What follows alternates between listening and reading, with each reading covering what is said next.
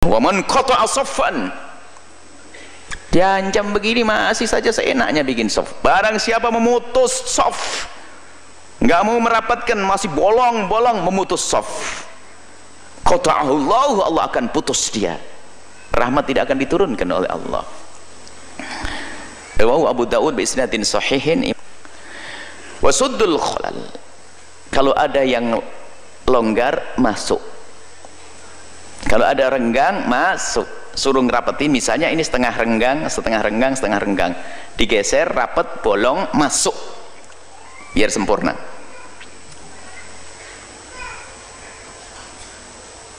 Walinu bi aidi ikhwanikum, Nabi ngingetkan, ini loh yang juga sering dilupakan.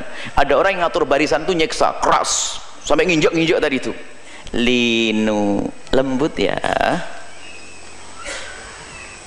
Biaidi ikhwanikum, kalau ngatur yang lembut ya. Penggang dengan lembut tangannya, diluruskan, jangan sampai injak-injak, anda perlu yang lembut.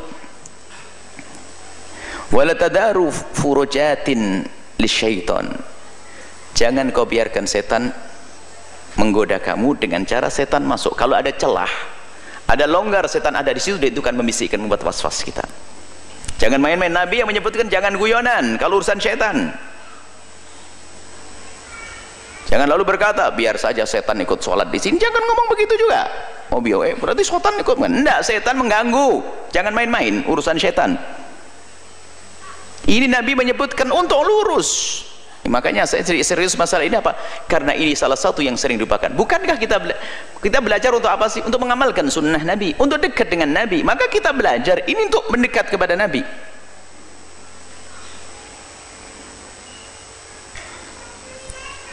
Waman wasala saffan, barang siapa yang menyambung saf, ada saf yang putus, ada bolong satu ya, lalu anda sambung masuk ke dalam, bahkan di dalam sholat pun anda boleh melakukannya. Misalnya ada orang batal wudhu satu, kan longgar satu, maka anda masuk maju ke depan. Tentunya di saat berjalan tidak boleh melakukan 3 gerakan berturut-turut yang membatalkan wudhu sholat, tapi jalan satu sampai ke situ. Jangan main-main urusan sabda Nabi ya. Apalagi berkata begini, wong tempat luas saja kok kenapa sih? Nah ini kan orang awam tidak ngerti ilmu. Ini banyak seperti itu. Biasanya begitu, wong tempat luas saja kok mepet-mepet. Coba kita sering sholat di kampung begini, masya Allah, barisan yang tidak ini pahala, termasuk fadilah jamaah di sini, keutamaan jamaah ada di sini, doa malaikat juga ada di sini. Coba saja anda perhatikan. Yang salah siapa? Yang salah ini yang suka ceramah tidak pernah menjelaskan. Ustadznya orang awam tidak salah, jangan salahkan orang awam. Saya tidak pernah menyalahkan orang awam. Yang salah ustadznya, ini ustadznya, salahkan saya. Sepanjang majelis ini pun anda baru dengar sekarang kan? Berarti yang salah saya, atau anda yang jarang hadir majelis saya, atau imamnya yang perlu disalahkan. Jadi orang awam nggak salah, dan dia beralasan longgar saja kok rapet-rapet, itu alasannya dia karena dia tidak ngaji, maklum. Tapi kita yang mengerti kenapa tidak meluruskan barisan dan merapatkannya.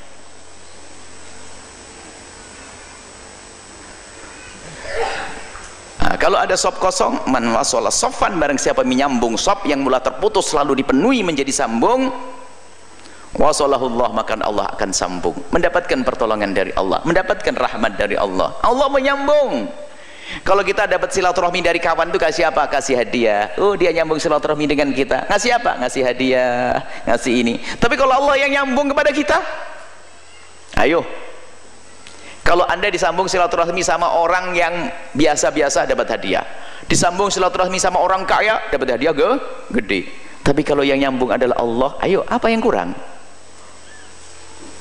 Dan sebaliknya, waman qata'a saffan, diancam begini masih saja seenaknya bikin saf. Barang siapa memutus saf, nggak mau merapatkan, masih bolong-bolong memutus saf, qata'ahullahu, Allah akan putus dia, rahmat tidak akan diturunkan oleh Allah. Rawahu Abu Daud bi isnadin sahihin. 2 pertanyaan. Yang pertama tentang sholat di masjid, shafnya jarang. Apakah merapatkan shaf itu masuk di antara 3 rukun syarat wajib, rukun syarat sholat, wajib sholat? Tidak. Andai suasana normal sekalipun, apalagi suasana tidak normal karena adanya suatu pandemi wabah darurat. Oleh sebab itu Al-Azhar Mesir mau menunjukkan 2 fatwa, satu fatwa secara teori, satu fatwa secara amali. Maka di bulan Ramadan kemarin dilaksanakan sholat Qiyamul Lail di Masjid Al-Azhar Kairo Mesir dengan berjarak, untuk menjelaskan kepada umat, kami tidak hanya teori tapi langsung amali, tatbiki, menunjukkan, mengamalkan. Nih sholat berjarak di Universitas Al-Azhar, bisa dicari videonya di YouTube. Buat di situ sholat, tulis Qiyamul Lail Ramadan Al-Azhar, nampak tulisan berjarak, untuk menunjukkan bahwa sholat berjarak ini sah. Di Masjidil Haram juga dilaksanakan secara berjarak. Cuman yang jadi masalah kadang jamaah ini begini, kalau AC-nya rusak dibawanya ke tukang AC, kalau mobilnya rusak dibawanya ke bengkel. Tapi kalau agama dia lebih suka berfatwa sendiri. Apa yang terjadi pada masyarakat ini? Tak percaya dia sama ustadz, tapi waktu dia naik pesawat percaya dia sama pilot. Belum ada penumpang itu diketuknya pintu pilot, tanya mana kopling sama rem tangannya. Percaya dia sama pilot, tapi sama ulama, sama ustaz tak percaya. Padahal kita ini disuruh ati Allah Ta'ala kepada Allah, wa ati'ur Rasul Ta'ala kepada Rasul, wa ulil amri. Ulil amri di situ ulama. Ulil amri, ulama. Tengok tafsir Ibnu Katsir, Imam Abul Fida Ismail Ibnu Katsir, Tafsir Al-Quranil Azim. Oleh sebab itu kalau sudah ulama di Al-Azhar mengatakan sholat berjarak sah, ulama di Saudi Arabia mengatakan sholat berjarak itu sah, laksanakanlah. Kenapa ragu juga lagi? Adapun masalah khawatir ragu, saya ini Pak Ustadz ragu saya ke masjid ini kena COVID. Seingatku kau tak ada COVID, memang tak pernah ke masjid. Jadi COVID ini sebagai alasannya saja. Maka saya ketua masjid, saya di komplek perumahan ketua masjid, maka saya buat di situ protokol kesehatan. Di depan masjid itu sudah ada cuci tangan, walaupun nanti dia berwudu karena yang pakai sabun.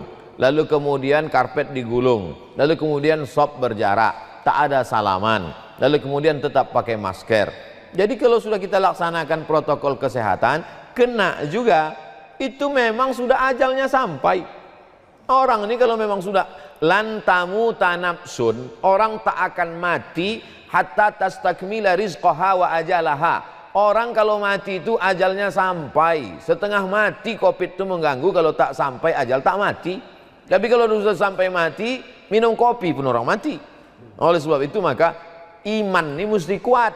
Kalau iman kuat, imun naik. Kalau imun naik, COVID itu ada kekebalan tubuh pada diri kita ini. Nanti kalau saya teruskan bicara masalah kesehatan ini, didengar sama dokter, man takallama fi ghairi fannihi atabil ajaib. Siapa yang bicara bukan pada bidangnya, ngomongnya ajaib-ajaib. Oleh sebab itu maka kita ini mensikapi COVID ini tetap ikhtiar. Itu Ahlus Sunnah wal Jamaah. Kalau ada berserah diri aja, aku terserah aja lah Pak Ustaz, itu Jabariyah, itu halul bid'ah. Kalau ada pula orang yang menafikan takdir, itu namanya Qadariyah, Mu'tazilah. Nanti diluruskan Dr. Amar Adli yang lama mendalami Mu'tazilah. Oleh sebab itu maka kita ada usaha, ada ikhtiar. Ikuti protokol kesehatan. Jangan lantang sombong kali mau menelan COVID pula.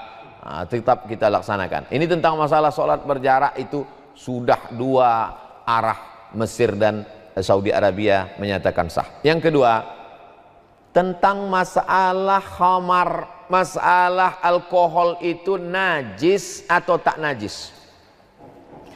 2 fatwa ulama tentang alkohol.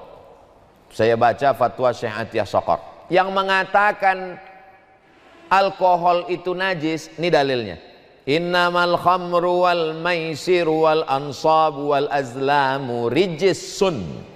Sesungguhnya khamar, judi, wal ansab menyembelih binatang untuk berhala, sajen, wal azlam mengundi nasib, rijsun najis. Itulah dalil ustadz-ustadz yang berceramah, jangan pakai parfum, pakai alkohol itu najis, jangan kalian pakai alkohol itu najis. Itu dalil dia. rijsun, karena khamar itu najis. Dibantah oleh Syekh Atiyah Sokor. Kata Syekh Atiyah Sokor, khamar tak najis. Mana dalilnya? Innamal khamru, ayatnya sama tapi pemahamannya beda. Innamal khamru, sesungguhnya khamar, alkohol, wal maisir, judi, wal ansab, menyembelih binatang untuk berhala, wal azlam, mengundi nasib, rijsun, najis. Bukan najis aini, bukan bendanya itu najis, tapi najis maknawi. Sama macam kita benci sama orang, najis aku nengok kau, berubah dia jadi babi rumahnya. Kan tidak, maksudnya kita benci perbuatannya. Yang najis itu perbuatan kau minum khamar, itu najis. Berjudi, itu najis. Menyembelih binatang untuk berhala, itu yang najis. Bukan najis aini. Didukung oleh hadis Nabi, ketika turun ayat ini, mereka menumpahkan khamar ke jalan-jalan Madinah. Innamal khamru wal maisiru wal ansabu wal azlamu rijsum min amali syaitan fajtanibu, jauhilah perbuatan setan. Najis, perbuatan setan, jauhi. Mereka tumpahkanlah khamar ini ke jalan-jalan kota Madinah. Dan jangan lupa, waktu itu Masjid Nabawi belum pakai semen, dan mereka banyak yang tak bersandal. Mereka menginjak khamar yang kering itu, masuk mereka ke Masjid Nabawi, mereka sholat. Seandainya najis, pasti kata Nabi, gali tanah, masukkan dalam kubur supaya tak terinjak. Itulah dalil menunjukkan bahwa alkohol itu tidak najis aini, tapi najis maknawi. Nah, begitu juga dengan beberapa fatwa yang saya baca yang dikeluarkan ormas. Untuk lengkapnya saya punya di rumah, sampulnya warna biru. Fatwa-fatwa Majelis Ulama Indonesia dari tahun 1907 sekian sampai tahun sekian. Itu penting untuk edukasi anak-anak cucu keluarga kita. Kita punya perpustakaan pribadi, kalau tafsir, hadis, ada pula fatwa. Itu terkait dengan yang ragu cuci tangan, hand sanitizer dengan alkohol, maka tak perlu ragu sedikit pun dengan fatwa ini. Kemudian imam langsung mengingatkan kembali kepada kita. Perhatikan bagaimana imam mengingatkan. Imam berbalik, kemudian melakukan 3 hal. Awas ya, fikih imam di sini penting. 3 hal yang dilakukan oleh imam. 1, melihat siapa yang sholat. Dengan melihat ini, dia akan memetakan surat apa yang bisa dibaca, umumnya bisa memenuhi kepentingan makmum. Kadang ada orang yang transit, kan? Kadang ada orang yang tidak kuat berdiri lama dan sebagainya. Dipilih ayat yang sesuai dengan umumnya makmum. Hati-hati nih, bukan hanya sekedar balik, istaqimu, balik lagi, tidak. Lihat barangkali ada yang buru-buru, tidak kuat berdiri, dari situ dipilih surat yang sesuai. 1 itu. Yang kedua, memimpin menunjukkan supaya barisan itu rapih dan lurus. Maksudnya rapi, lurus. Dan yang ketiga, mengingatkan kekhusyuan makmum ketika akan sholat. Semua isyarat ini tidak ada lafaz khususnya, kecuali isyarat umum saja yang dimintakan oleh Al-Quran dan Sunnah Nabi SAW. Jadi tidak usah pakai bahasa-bahasa yang khusus, karena tidak ada yang khusus. Di Arab pun bahasanya beda-beda. Dan tidak mesti pakai bahasa Arab. Sekalipun boleh ditegaskan dengan kalimat Arabnya. Contoh, sering ya, istaqimu fala takhtalifu fakhtalafat qulubukum. Paham gak? Kan? Makanya gak ngerti, biasa aja gitu. Ada yang pegang handphone, ada yang baca SMS dulu, ada yang lihat kan. Coba yang kedua, Bapak Ibu mohon rapatkan, luruskan safnya, tenangkan hati kita, khusyukkan, barangkali ini sholat terakhir kita. Enak pertama, enak yang kedua. Kenapa? Ngerti. Itu pentingnya belajar hadis. Jadi tidak semua itu harus menggunakan bahasa yang khusus. Sepanjang isyaratnya umum, boleh dengan bahasa kita. Di Arab pun macam-macam sekarang. Subhanallah, saya terakhir itu di sana, bahkan di sebagian di Makkah, di Masjid bin Baz, wilayah Aziziyah, setelah Mahbas Jin itu. Saat kami sholat di sana, itu imamnya berbalik.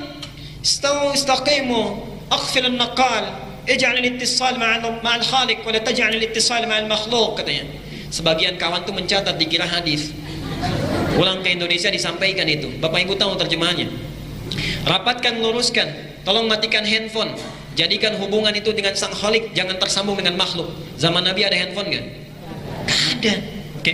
Disilakan berbalik, rasakan itu, kemudian tegaskan. Setelah kita mengucapkan khusyukkan, baru boleh istaqim. Balik. Jelas sampai sini? Baik. Alhamdulillah.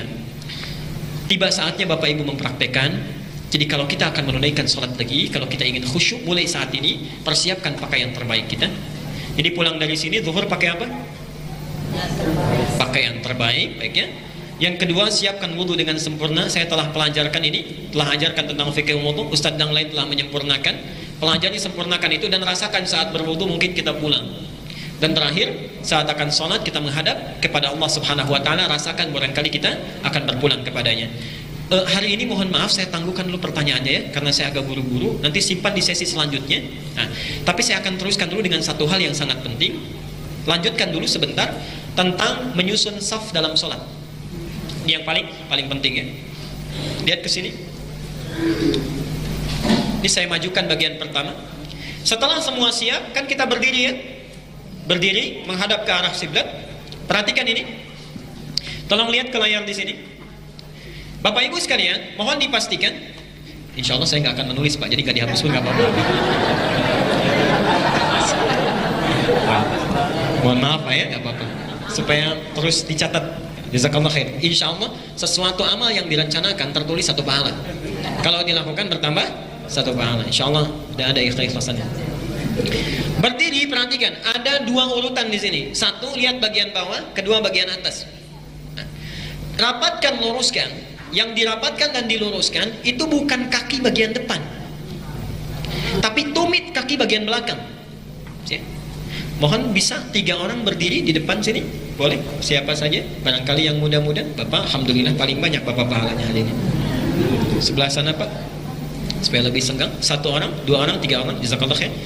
Kiblatnya ke sana Pak, hadapnya ke sana. Geser sedikit ke sebelah sana. Sekarang mohon Pak, rapatkan, luruskan. Perhatikan Bapak Ibu sekalian. Nah, Nabi SAW itu membuat garis dengan pedang di belakang.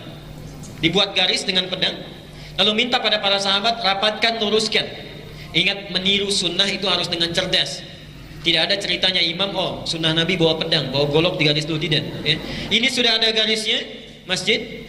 Di karpet ini lihat garisnya, bagian belakang. Nah, yang dirapatkan, diluruskan itu kaki bagian belakangnya, tumitnya. Lihat ke bawah Pak, bukan depannya. Sekarang Pak, tolong luruskan dulu kaki bagian depannya. Kaki bagian depan, jari-jarinya luruskan. Sudah? Nah, lurus ya. Ibu bapak perhatikan sekarang. Sekarang yang lurus depannya, punggungnya lurus gak? Bergelombang ya, sampai sana. Maaf karena ini tidak sampai. Bergelombang. Sekarang rapatkan, luruskan bagian belakang Pak. Bagian belakang. Lihat ke bawah, garis di bawah tuh. Luruskan, segaris. Sudah lebih lurus? Lebih lurus ya dibandingkan yang tadi. Kenapa bisa demikian? Karena ukuran kaki bisa macam-macam. 35, 36, 37. Kalau yang depan diluruskan itu gak akan sama. Tapi kalau tumit diluruskan bagian belakang, hasilnya seperti itu. Dan bahu pun akan sejajar. Jelas sampai sini? Baik.